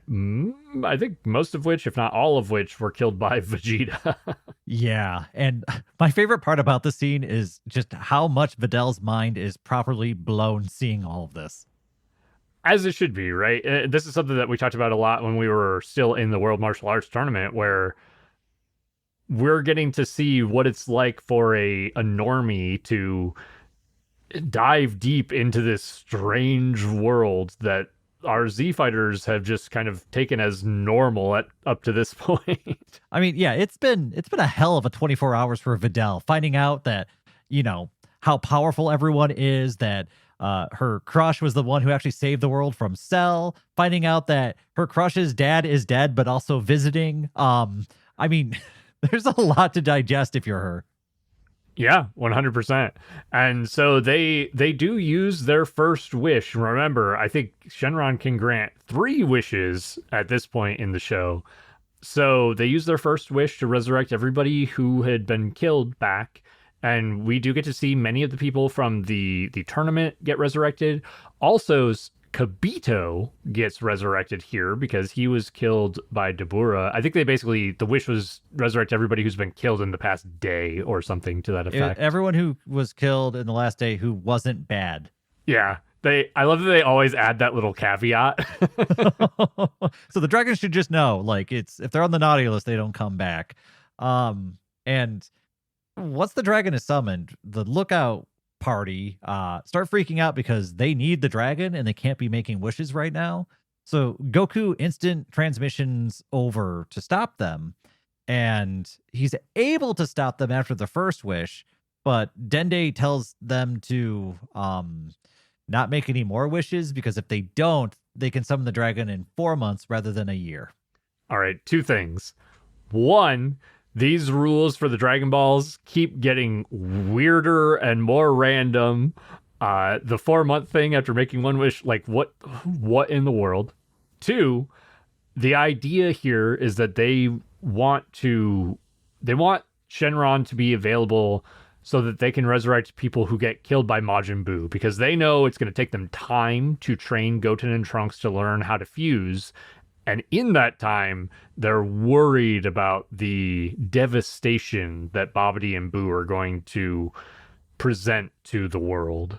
My first thought was, do you really think you have 4 months of Boo being on your planet? Because I feel like, I don't know, with a threat of that level, you might not have days. Yeah, I mean that's a good point, but they after using that first wish, they don't have much of a choice, right? Like I don't think of a better wish. I wish I was stronger than Boo. Let's try that one. That's a good point, actually. Yeah. I mean, we already saw with. I'm sure there are rules against that. I don't know. There's always rules against that kind of stuff. I mean, oftentimes they just use the idea that, oh, that is beyond my power, or whatever Shenron wants to say in that moment. But we've already seen Piccolo, because we have future sight. We've seen Piccolo wish for more power on the dragon in Dragon Ball Super Superheroes. So the rules are fuzzy. I mean, it just sounds like rules lawyering to me, where if you can read like dragon wishing rules in the right way, you can technically be correct. They are so confusing, so hard to follow. They change with the whim of the writers, let's be honest. Like, they are just whatever the writer wants them to be in that moment. Anyway, yeah, we had to stop on that for a moment because I don't know what the rules are, but whatever. We're going with it. But hey, Kabito's back alive because of that wish, and he quickly finds the badly hurt Supreme Kai and heals him back to health. Yeah, and their next destination is to find Gohan and basically do the same thing, because again, the Supreme Kai thinks that Gohan is their last hope to defeat Majin Buu. Yeah, and once again, we're cutting around a bunch. We're back to the lookout, and this is where Goku explains the plan to everyone's families. And yeah. Or I'm sorry, we're not back to the lookout yet. We're back to Goku, who's going to teleport everybody back to the lookout as a part of their plan. Sorry, right. I forgot he hadn't gone back yet. Lots of bouncing around, lots going on. But he does grab everybody, including like Balma, Chi-Chi, Videl, all of them, and teleports them to the lookout. We do find, we kind of cut over at that point to Majin Buu in the city, which I kind of like this. Also, I didn't point this out, and I have to because I've been knocking the music in Kai a lot. There is a track for Majin Buu specifically. I think it's shortly after he gets released, and then also here in the city.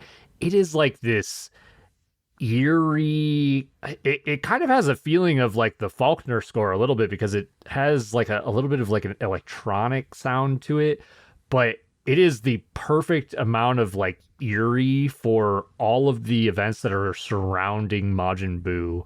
I really, really like it.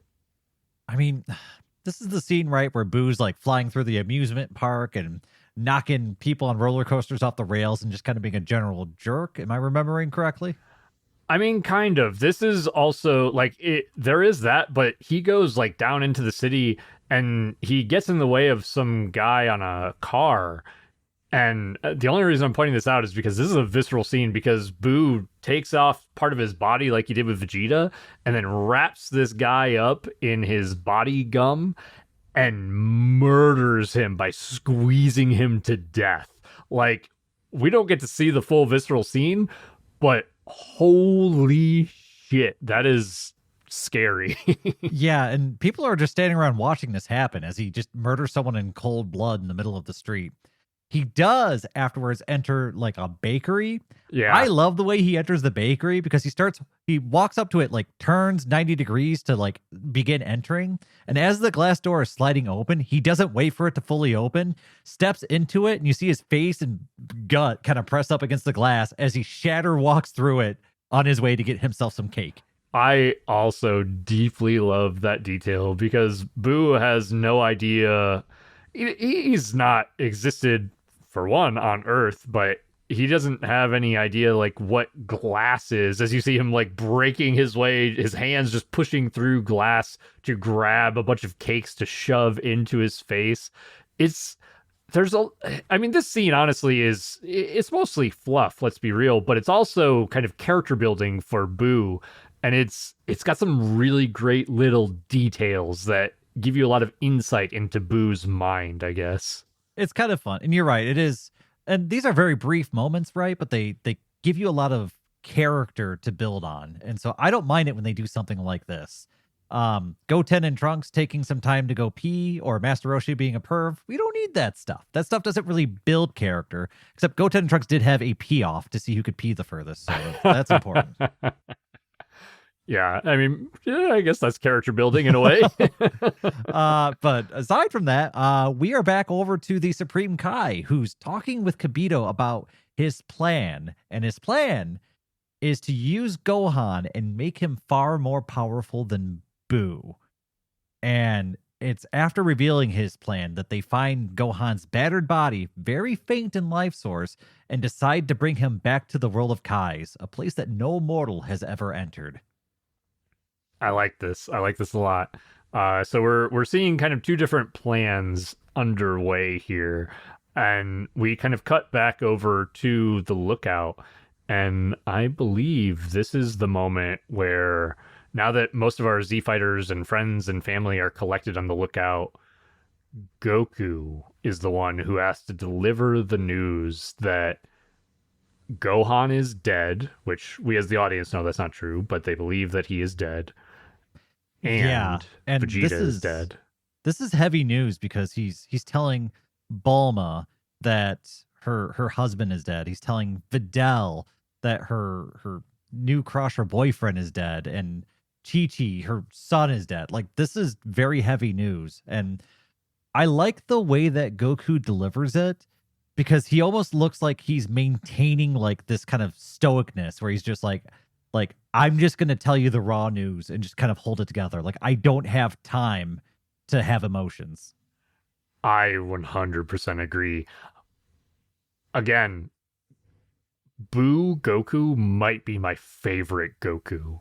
He's an adult here. He is like he's thinking about things logically. He's thinking, okay, yeah, this sucks, but I have limited time. I have stuff I have to get done to make sure that the rest of my friends and family are safe and the rest of the planet is safe. So I'm just giving it to you straight. I'm not trying to sugarcoat it.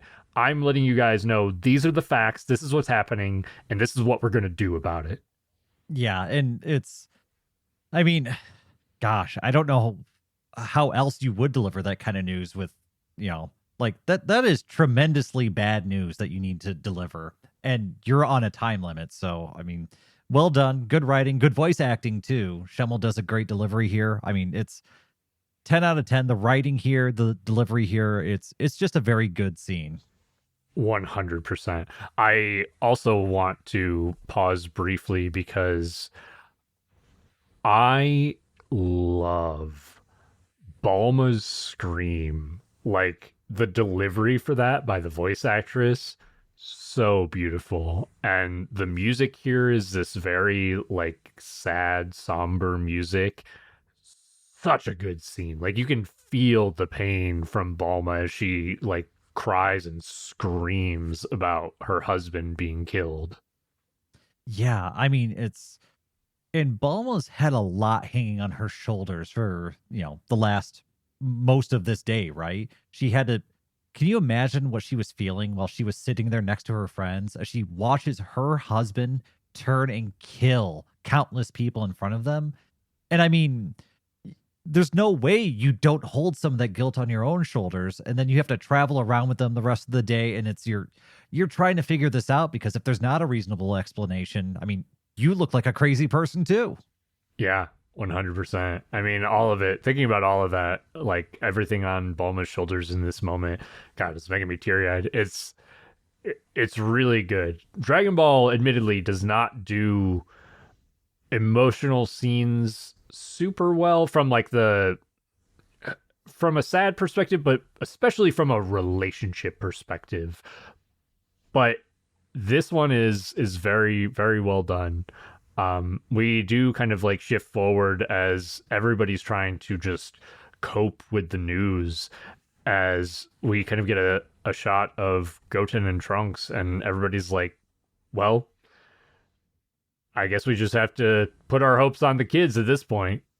Yeah, and as they kind of start regrouping, things have to come to a halt because we hear the annoying little rat voice of Bobbity beginning to appear in everyone's heads as he makes an announcement to the planet. And that's where this episode ends and moves into episode 131. Find the nuisances, Bobbity's retaliation begins. And continuing his announcement, he tells the planet that he needs help locating these three people. And everyone closes their eyes and they see the images of Piccolo, Goten, and Trunks. And after showing them these three people, he shows them an image of an entire city and its population being lifted into the air and turned into candy and then eaten by Boo. And then threatens to do the same to the rest of the planet unless these three are tracked down for him. This is terrifying. This is probably thousands of people murdered within a few seconds. Like the other interesting thing is the entire city is basically empty at that point, and then Boo destroys the city with ease. And this is, as we kind of like zoom back in on our Z fighters, this guilt is weighing heavy on Piccolo because Bobbity's game here is basically expressing that they're going to continue doing this until they find the three: Piccolo, Goten, and Trunks. Yeah, and I mean, this is going to be a lot of death that Piccolo views as needless if he just goes out and faces them. But I mean, Goku makes it clear that there's no way he can leave. If Piccolo dies, the Dragon Balls, I believe the Dragon Balls go with him, right? Or no, is that Dende's now? That's Dende's now, yeah. Okay, so yeah, you could let Piccolo go. Oh no, he's got to train Gohan and Goten. That's what he's got. Or Goten and Trunks. I forgot about that. That's what he tells Piccolo is, no, you can't leave because someone has to train the boys while I'm gone. And if you don't do that, then the planet truly is doomed. Yeah, they had to give Piccolo some other reason for not being able to die. Yeah, sorry, Piccolo. You almost had a free pass, but nope. Not quite. I think the other important thing here, too, that Goku tries to express is, hey, do you really think the deaths are going to stop if you hand yourselves over?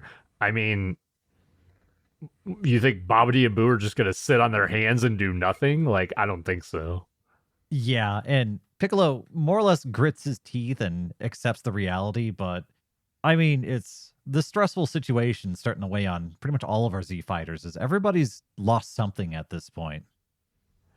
The interesting thing here is that we see people, just civilians, freaking out. Like, give these people over to this Bobbity and this Boo people. Like, we don't want to die because of something that they did. They don't understand the whole story. And we even see one of the employees at the World Martial Arts Tournament contact Bobbity and say, hey, these guys were at our tournament earlier today. Here are their names. And Bobbity's like, I don't care what their names are. Where are they?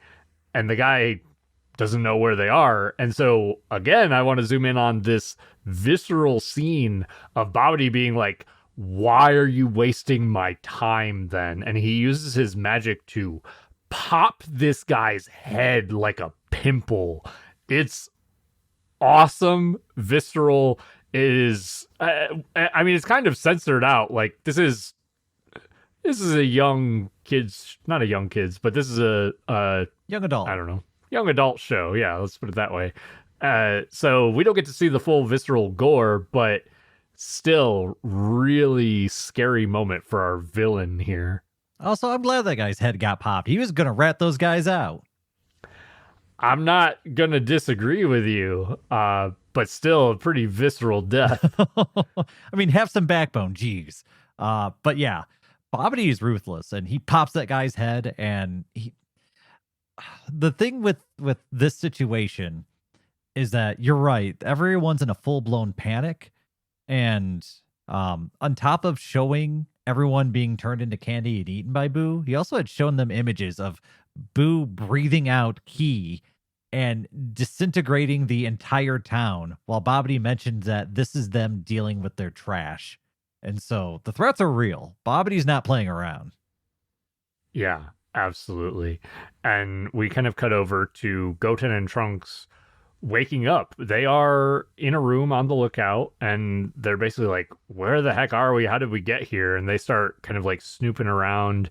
They well, eventually find some food, but that'll be a little bit later, as we kind of cut over then to the world of the Kais. Yeah, so Gohan was transported to the world of the Kais, but he was transported in his pretty haggard, battered state, and then healed up after he got there by Kibito.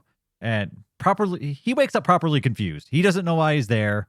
And Kibito doesn't know why he's there. Like, why the hell did the Supreme Kai bring a dirty mortal to this sanctuary of the gods? Like, I love just the arrogance of Kibito.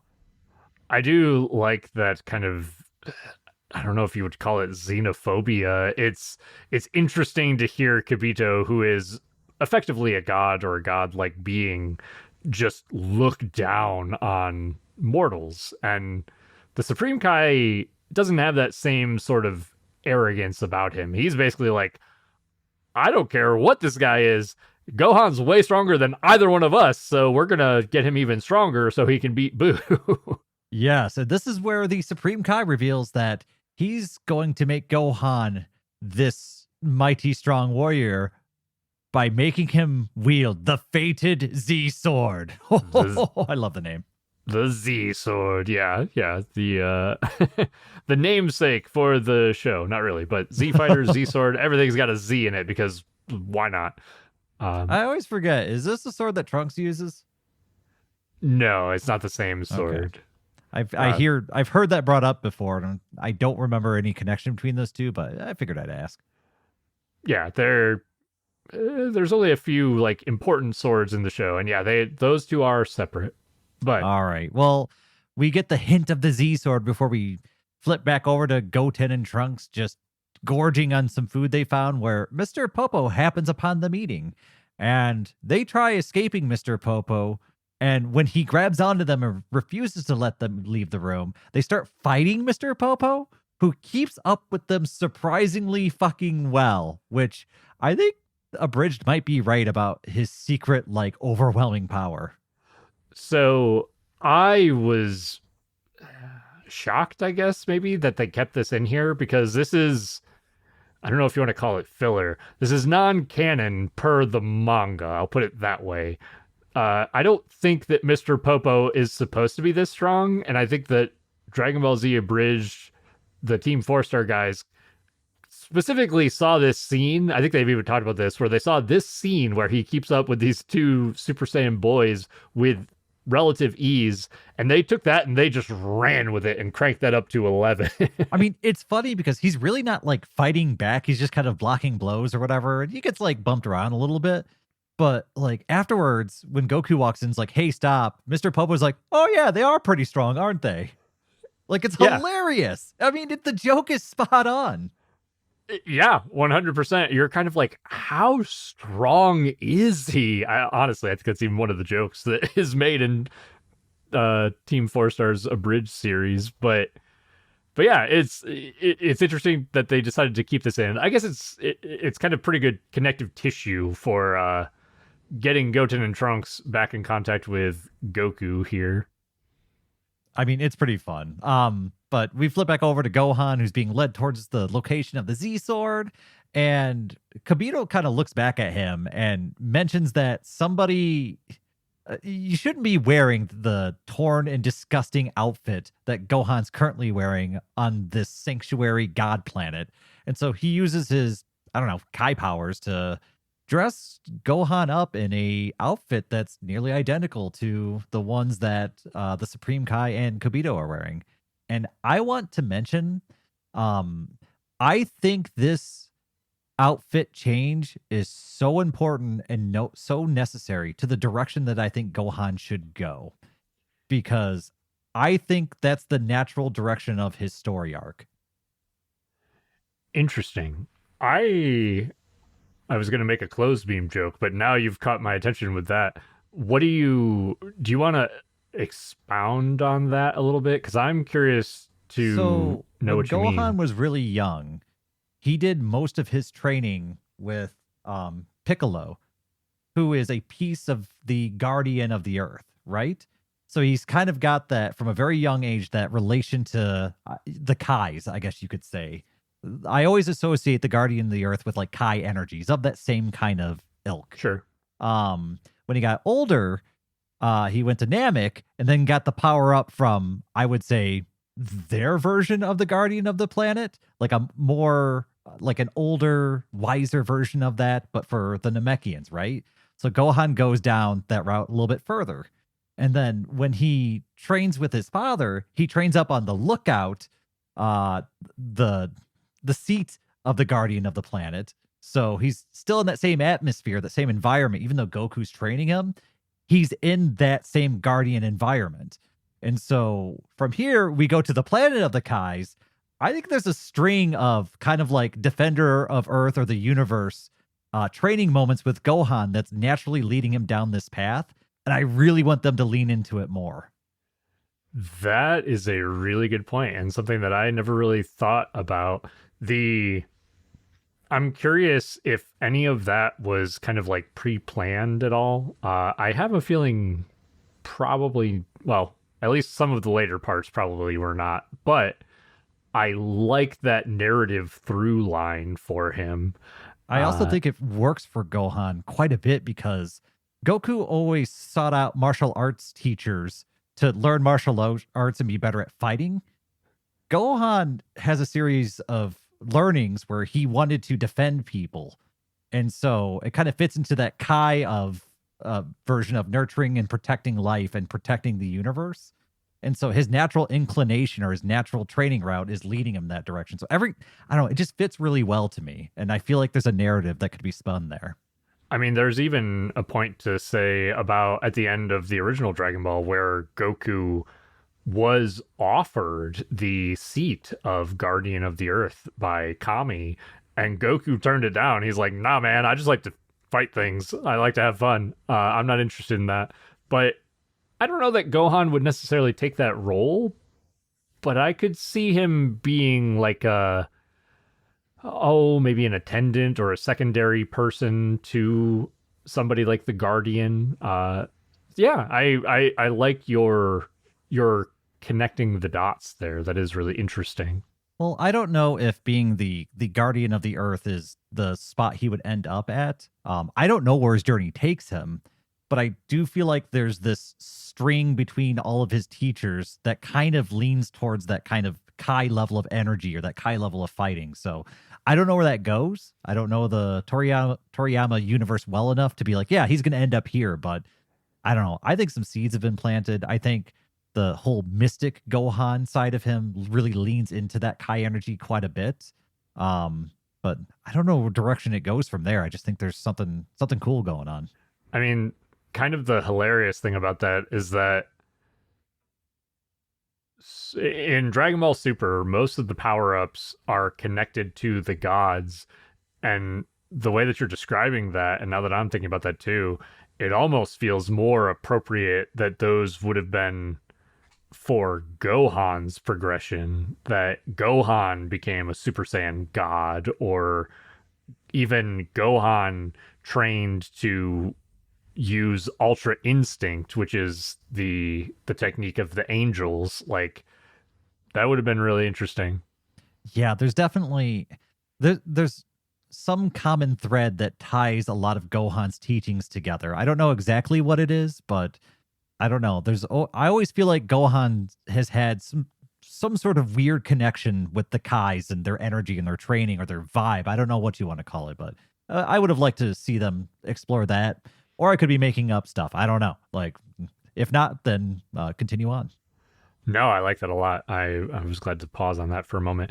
Let's wrap up this episode since it is the last one we're covering here, and we're at the tail end. So after Gohan is presented to the Z sword in the stone, we cut over to the lookout where Goten and Trunks have just received the news that Trunks' father is dead and Goten's brother is dead. And so they are just crying profusely, which, again, that's the response I would expect from a 7 and 8 year old child. It's really interesting here too because Goku doesn't really allow this to continue. He raises his voice, uses that like adult parenting voice, and he tells them that they need to get it together and honor the deaths of their loved ones by training and becoming strong. And it's such, I mean, that's got to be such an eye-opening moment for these kids. It's kind of that like, all right, we're not acting like little children anymore. We're going to start becoming adults. Yeah, you said it perfectly. And I love this moment. I love this Goku so much. He is not going to coddle them. He doesn't even have any sort of relationship with Goten, his own son, because literally this day is the first day that Goku has met his son. So it's so interesting to see Goku be the stern, kind of harsh adult here, but it's for the good of the boys, it's for the good of the world, it's for the good of everybody, because Goku, again, very little time, gotta get things done, and he's trying to get these kids to toughen up and be in a position where they can fight Majin Buu and save the world. And my final note here, it kind of ties into my feelings for this chunk of episodes we just reviewed. After watching this one, I wrote down, if there's one thing the Buu Saga should get credit for, it should be setting the table for the next generation of heroes. And just ignoring what actually happens in the future, just looking at it from right now and what they've written up to this point. I mean, Gohan's being set up to kind of fill his dad's shoes. Goten and Trunks are kind of growing up and becoming the fighters that maybe they're destined to be. There's a lot of moving pieces, and Vegeta's been removed from the scene, and Goku's about to leave, and now like the door's wide open for somebody to step up and really become the next hero.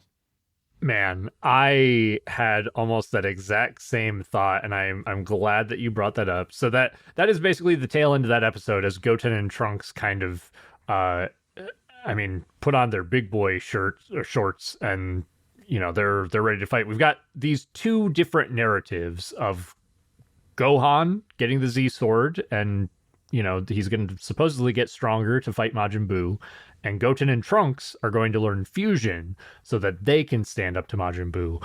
And what you described, Dayton, is exactly right, where our main characters, Goku and Vegeta, basically are effectively out of the way for the next generation. I love everything about the way this is set up, and knowing what we know about the end of the Buu arc makes it such a letdown, because this narrative is fantastic. You're like, oh, okay, I wonder who's gonna be the one to take down Majin Buu. Like, we've got two routes, and each of them could be very interesting, and we don't get a payoff for either one of them. Yeah, I'm not gonna delve too far into what they don't do, because I really want to enjoy how everything was set up to this point, right? And as far as us kind of ending our coverage, this is a great cliffhanger too, right? Like stopping right here at this episode where you kind of, everything's at its darkest moment, and we're given just a sliver of light, and that sliver of light are in characters that we wouldn't have expected to be the front runners. And so it's exciting. This is a very exciting point for the show where we're going to see something new. We're going to see new fighters and new approaches to problems that that might have been solved differently with Goku and Vegeta. I mean, it's so fun. The way everything is set up right now, it is so fun. And I'm not going to knock it because of what they do later. But for right now, I do have to give them full points on build up because I think they knocked it out of the park. You couldn't get me more hyped than it is right now. Yes, I very much agree with you. I've seen this show. I know the narrative. I know the story. I couldn't believe how excited I got. Even knowing the story, how excited I got being like, oh man, this is set up perfectly for Gohan to like come in and be the hero, or it's set up perfectly to have Goten and Trunks come in and, you know, save the day and get to do what they wanted to do and participate in, you know, beating a big bad guy. Like, what a beautiful way to set all of this up. It's super well done. Honestly, and Vegeta's exit was beautifully written too, because there's no way he probably has too much pride to let anyone actually step in front of him. I think it makes sense that he's got to be the front runner until he's taken down. So if you want him to make room for the next hero or the next generation, I mean, I can't think of a better way to kind of, for lack of a better term, write him out of the show. That's a great point. The to add on to that, it is also a beautiful way to motivate Trunks in particular. I mean, not only Trunks, but having the idea that Gohan is dead, even though he's not, to help motivate Goten. That is brilliant. I mean, it's getting Vegeta kind of the way you described it, getting Vegeta out of the way is serving multiple purposes here. It's such a beautifully woven narrative, and man, it honestly, for the Buu arc that we've covered so far, or starting from like the Orange Star High School arc or the World Martial Arts arc, whatever you want to call them, I have very few complaints in Kai as far as like the narrative. I think they could have tightened things up and cutting things out because, you know, they cut out a lot of filler. So far, my biggest complaint is just, this is Kai. There's a lot of stuff you could have cut out of here. We spent way too much time in high school. I'm sorry. I agree with you on that one. That is definitely true.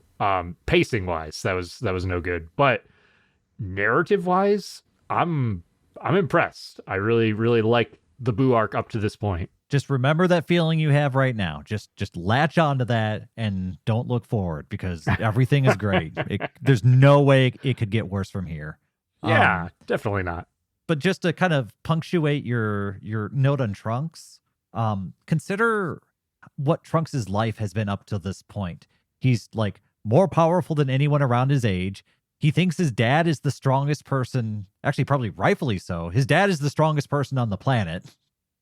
He has unlimited money. There's no need for him to grow up. And then suddenly his dad's gone and he's forced into like the limelight and has to be responsible and an adult. Like what a shock to your system to go from kind of being a spoiled brat to having to put the entire planet on your shoulders alone. Absolutely. Or without your dad. I guess he's going to share it with Goten, but still, that's a lot. Yeah, I mean, there's someone else there to help share the load, right? Which is good because both of them they're 7 and 8 year old boys. Like that's a lot to put on somebody's shoulders. But at the same time, again, drawing that parallel to, let's say, Gohan, for instance. Gohan was 11 years old when Goku threw him to the wolves to fight Cell in order to save the planet. Like, they're not that far off in age. Yeah, I guess that. Well, how old was Gohan when they went to Namek? Like 5, maybe 6. So, I mean, yeah, they're in that perfect age range to really get some great trauma that will carry with you the rest of your life. I will continue to say I wish that they would dive into the trauma like Gohan, for instance, should have. Yeah, it's got to be immense. But yeah, I mean, that's more or less my opinion of this chunk of episodes. The Majin Buu arc, the first part of it, is the buildup is top notch. I really don't have too many complaints. The music was actually pretty good this chunk of episodes. Um, the dialogue, I still think the dialogue was really good. I do agree with you that I think the original may have done some things a little bit better, but I don't think anything on here was really bad or distracting. I agree with you. Yeah, there are honestly my complaints about this chunk of episodes are just being nitpicky a little bit. Maybe even a little bit of nostalgia for the old Funimation dub. Like there are a couple moments where I'm like, oh man, I really miss the old music for that, like the Bells Hells track, which is basically Vegeta's theme. I miss getting that, but the music that they replaced or that they used for those scenes, like Vegeta's scenes, most of those were really well done. And then you had the really good Boo track that I liked a lot. The dialogue again is like just little pieces that I'm like, I liked it just a little bit more in the original, but the delivery is so much better in Kai than it was in the original. And there are just the voice acting in general, you can tell it's gotten really good. When you listen back to the original Funimation run, you can tell there's a little bit of stiffness, a little bit of roboticness, especially with the Supreme Kai's voice in the original. It is very kind of stiff delivery, and it's gotten better, a lot better in Kai. I was even shocked at, I think it was either Vegeta or Piccolo, or maybe even both, but I was even shocked at the difference in delivery for them. Like Christopher Sabat has gotten much, much better, and his voices sound just way more confident. Yeah, I'm a big fan of it. I mean, it's just sometimes just the way something's conveyed or the way it's said or voice acted can give me more emotion than maybe the actual words itself. So I give it full points. Yeah, that's fair. I honestly, I'm impressed with this set. I don't have a whole lot more to say about it. We've kind of touched on most of the things. Did you have anything else you wanted to add, Dayton?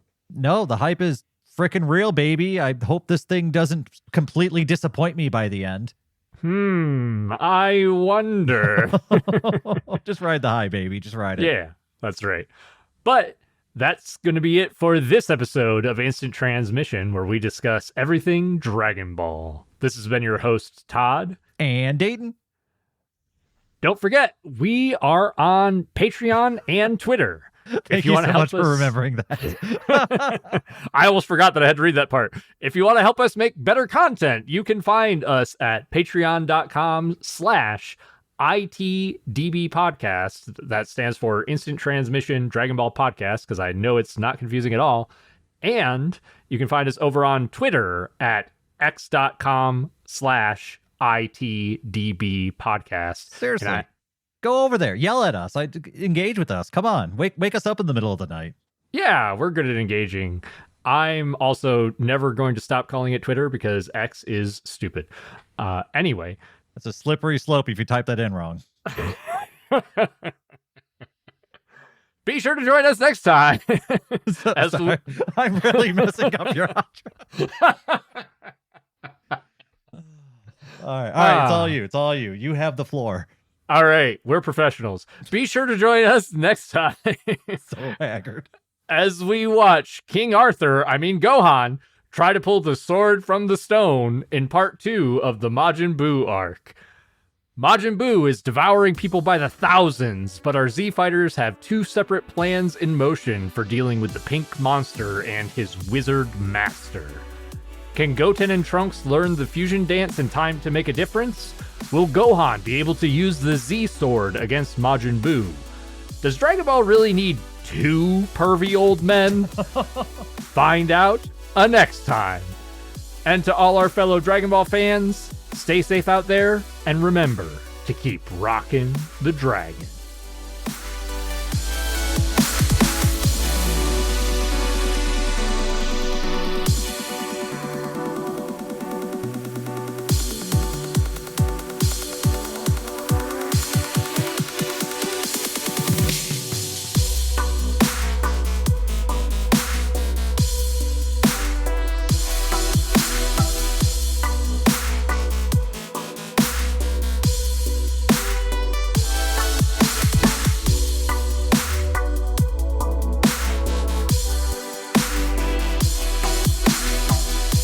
I got nothing. That was just awful. Don't go to xxx.com, kids. Yeah, don't. Too many X's. No.